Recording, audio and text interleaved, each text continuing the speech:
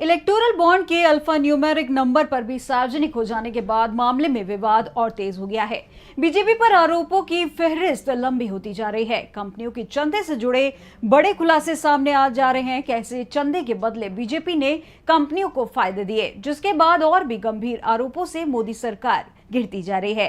तो क्या नए खुलासे आए हैं सामने, किन आरोपों से घिरी है मोदी सरकार, जानने के लिए देखिए ये रिपोर्ट। इलेक्टोरल बॉन्ड पर खुलासा होने के बाद से ही देश में सियासत तेज हो गई है। चुनावी चंदे को लेकर चौंकाने वाली तस्वीर सामने आ रही है। जो डेटा सामने आया है उसमें साफ हुआ है कि चंदे के खेल में केंद्रीय एजेंसियों का डर भी दिखाई दे रहा है। केंद्रीय एजेंसियों के जांच के दायरे वाली 41 कंपनियों ने बीजेपी को 2,471 करोड़ रुपए का चंदा दिया है। दावा यह भी किया जा रहा है कि इसमें से 1,698 करोड़ रुपए तो केंद्रीय एजेंसियों के छापे के बाद दिए गए हैं। आरोप ये भी लगाए जा रहे हैं कि कैसे चुनावी चंदे के बदले कंपनियों को सरकारी फायदे पहुंचाए जा रहे हैं। मामले में वरिष्ठ वकील प्रशांत भूषण ने मीडिया से बात करते हुए कहा कि कम से कम 30 शेल मुखौटा कंपनियों ने 143 करोड़ रुपए से अधिक के चुनावी बॉन्ड खरीदे हैं। उनका दावा है कि 33 कंपनियां जिन्हें सरकार से 172 प्रमुख कॉन्ट्रैक्ट और परियोजना की मंजूरी मिली है, उन्होंने भी चुनावी बॉन्ड के माध्यम से दान दिया है। मामले में Megha engineering and infrastructure limited का नाम सबसे ज्यादा चर्चाओं में है। चुनाव आयोग द्वारा जारी चुनावी चंदे की रिपोर्ट के अनुसार 2019 में कंपनी ने कुल 130 करोड़ के बॉन्ड खरीदे, जिसमें 125 करोड़ रुपए का चंदा बीजेपी को दिया है।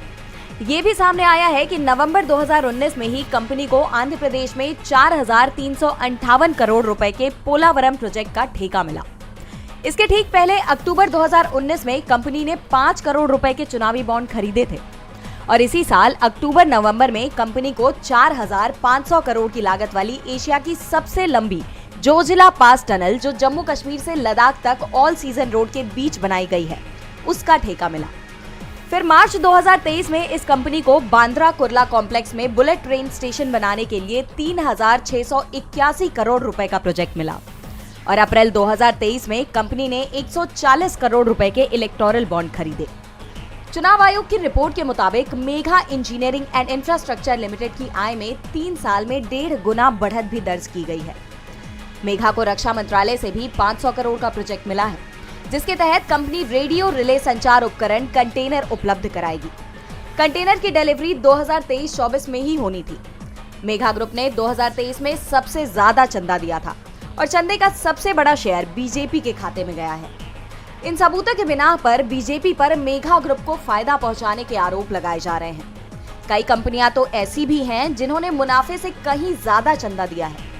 सबसे ज्यादा 1,368 करोड़ रुपए चुनावी चंदा देने वाली फ्यूचर गेमिंग का शुद्ध मुनाफा 2020 से 2024 के बीच महज 215 करोड़ रुपए ही था। चुनावी चंदे मामले में बीजेपी बुरी तरह से उलझ गई है। बीजेपी के लिए इन आरोपों को नकारना अब इतना भी आसान नहीं होगा।